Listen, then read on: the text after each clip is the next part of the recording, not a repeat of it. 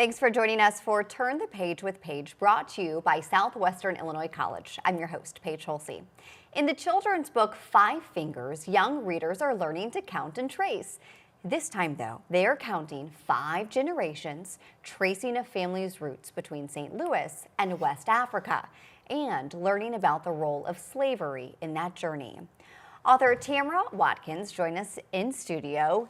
Thank you so much for being here today. Oh, it's my pleasure to be here. This is a remarkable book, and I'm really excited to share it with our audience. And I want you to listen to the foreword written by your childhood best friend. This is what Anthony King had to say about this book. He says, "The book details the generational history of a family who refused to swallow adversity and continued to persevere even when it seemed futile." So this is obviously an incredibly important record of history. Why did you, though, decide to present it as a children's book? Because when I first learned the history, I started counting on my fingers.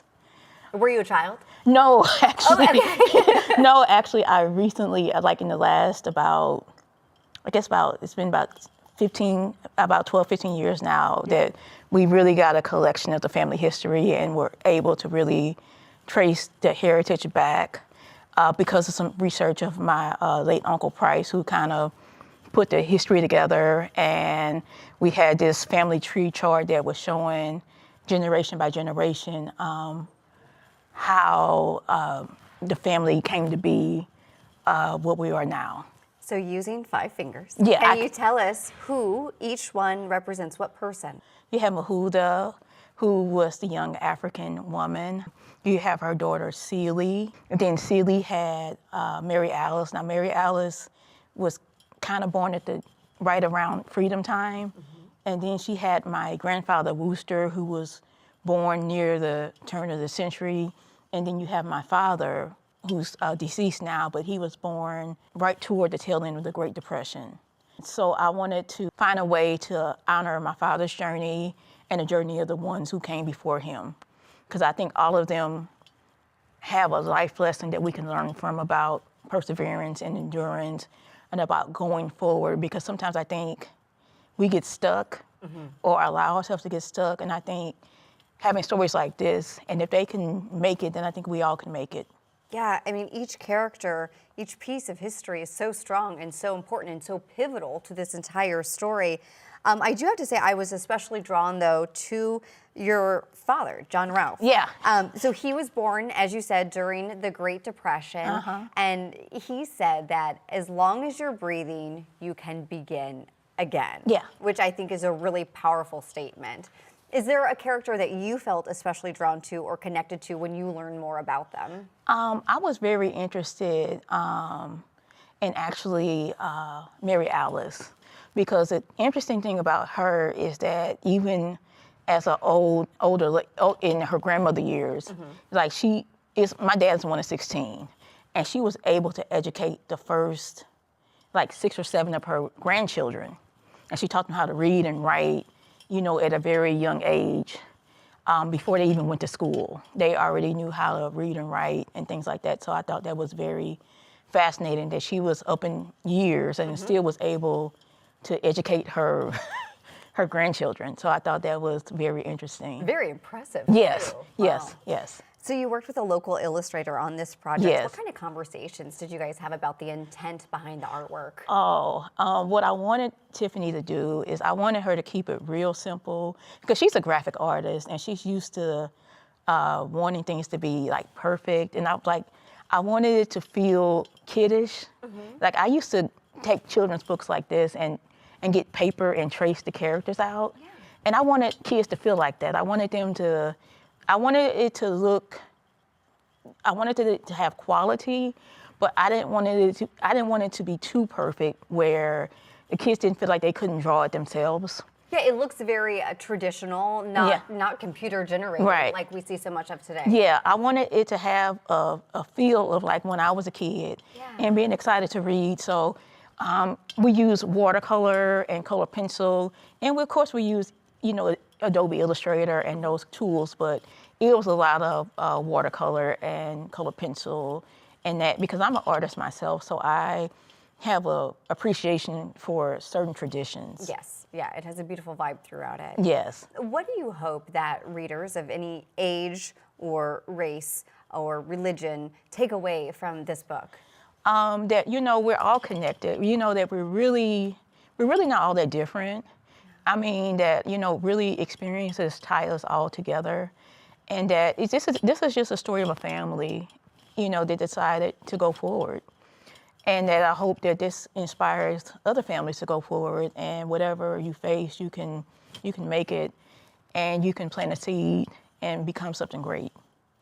Now, this is a big honor to have you in studio, and I congratulate you on your book. Thank you. She's not a stranger to First Alert 4. This is not her first time here on our airwaves, so I want to show you, and you at home, a little throwback that we found in our archives, okay? I want to take you now back to December 1998. Are you picking yourself out there as you look at this Yes, video? I know exactly who I am. Yes, she was the recipient of the Do the Right Thing Award. You see her there with other children being honored, and the award presented by the one and only Julius Hunter, who has an incredible legacy as a longtime anchor at K-Movie. So, do you remember why you got that award? Yes, I do. Tell us the story behind it. Okay, so I got this award like maybe about 2 months after my grandmother passed away.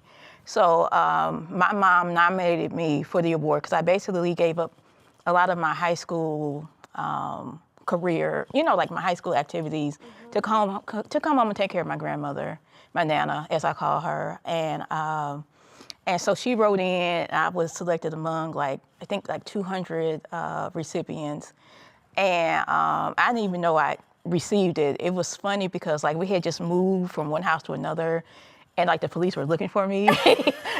To give you the award. To give me the award, and I was at school, and they was like, the police are looking for you. I'm like, I'm 16, I didn't do anything wrong. I didn't do anything wrong. And they were like, no, you run the Do the Right Thing Award. And it was like a Friday, and I think the award was on a Wednesday, and they were like, we have to find her. We have to find you. And so they had to track me down at school to give me the award. But the funny thing is that my mom and my Nana actually got in an argument because my Nana wanted me to actually have the award for taking care of her mother when I was younger, but my mom was moving her foot. My mom never did it because I took care of my great grandmother in her 90s the same way I took care of my Nana, who died a few years later after her mother. And so my mom was like, okay, Mom, I'm gonna finally do it for you. And so I got the award for her, but my Nana wanted me to have it for her mom. So. What that story, as well as this book, says to me is that you have a remarkable loyalty and devotion to your family. Yeah. What do you think that your mom, your grandma, your great-grandmother would have thought about you documenting history and publishing this for others? Well, you know what? I'm gonna be honest with you. My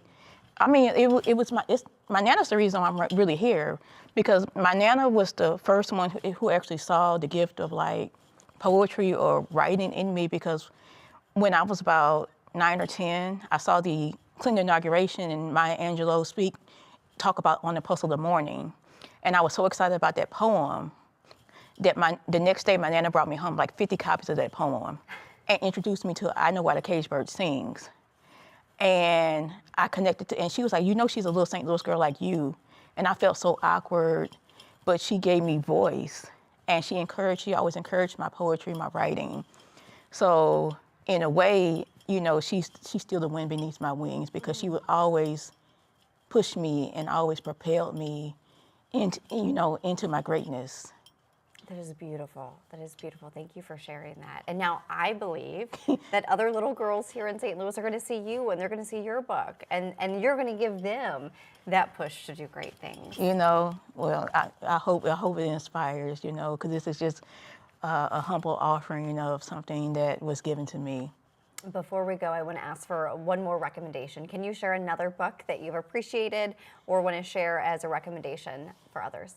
I think the book I just mentioned, I Know Why the Caged Bird Sings by Maya Angelou, it has been a great book for me, especially coming up, as a young girl and looking for a voice and things like that helped me give definition to myself as a young girl who felt awkward, who felt different, and things like that. And I'll also recommend journaling. because sometimes you find your voice in journaling. Don't wait for your voice. Journal, and it will help you find your Yes, voice. because everyone has something to say, and I think sometimes you don't know how to always constructively get it out, but if you journal, it'll help you find a way to constructively express your voice. Great advice. Thank you so much. Thank you for sharing the book. Thank you for sharing your family's story and teaching us all an important part of history. And congratulations, too, on this huge accomplishment. Thank you very much. I want to thank you at home for joining us today as well. We hope to see you again for another episode of Turn the Page with Paige.